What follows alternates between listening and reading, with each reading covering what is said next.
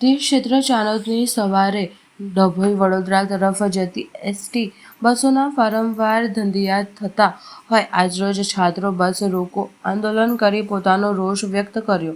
વડોદરા જિલ્લાના પ્રસિદ્ધ તીર્થક્ષેત્ર ચાણોદથી ડભોઈ અને વડોદરા તરફ વહેલી સવારે ઉપડતી એસટી બસોની અનિયમિતતા તેમજ એકાએક રૂટ ટૂંકાવી દેવાના કારણે રોજિંદા અપડાઉન કરનાર છાત્રાઓ સહિત મુસાફરો ડભોઈ ડેપોના અડધગત વહીવટને કારણે વારંવાર મુશ્કેલીમાં મુકાઈ રહ્યા છે। સવારે 6:30 થી 7 કલાકના ગાળામાં ચાણોદથી ઉપડતી ગણતરીની 2 બસ કે 3 બસ એસટી ડેપોના રૂટ કેટલીક વાર કેન્સલ કર્યા છે તો કોઈક વખત વડોદરા જતી બસ ડભોઈ સુધી ટૂંકાવી દેવાઈ છે તો ઘણીવાર એક જ એસટી બસ ફાળવતી હોય છે। અભ્યાસ અર્થે રોજિંદા અપડાઉન કરતા છાત્રો નોકરિયાત વર્ગ સહિત મુસાફરોના સમય અને નાણાંનો વ્યય થતો રહ્યો છે। ઉપરાંત એક જ બસ ફાળવવાના કિસ્સામાં ઘેટા બકરાની જેમ હકઠેડ ભરેલી બસમાં અવ્યવસ્થા વચ્ચે મુસાફરો અને છાત્રોને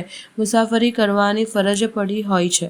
એક તરફ સૌ ભણશે સૌ ગણશે સૌ આગળ વધશેના સૂત્રો સાથે સરકાર વિદ્યાર્થીઓ માટે શિક્ષણલક્ષી યોજના લાગુ કરી રહી છે તો બીજી તરફ એક જ શિક્ષણ મેળવવા ઈચ્છતા છાત્રોને અભ્યાસ એસટી નિગમની બેદરકારી અને અનગઢ વહીવટના પરિણામે બગડી રહ્યો છે। વડોદરા તથા ડભોઈ ડેપોના આવા જ કઠળેલા વહીવટથી કંટાળીને ગુસ્સે થનાર છાત્રોએ આજરોજ શંકાપુરા પાસે 2 બસોને થોભાવી નિયમિત બસો દોડતી થાય તે માટે આંદોલન ચલાવ્યું હતું।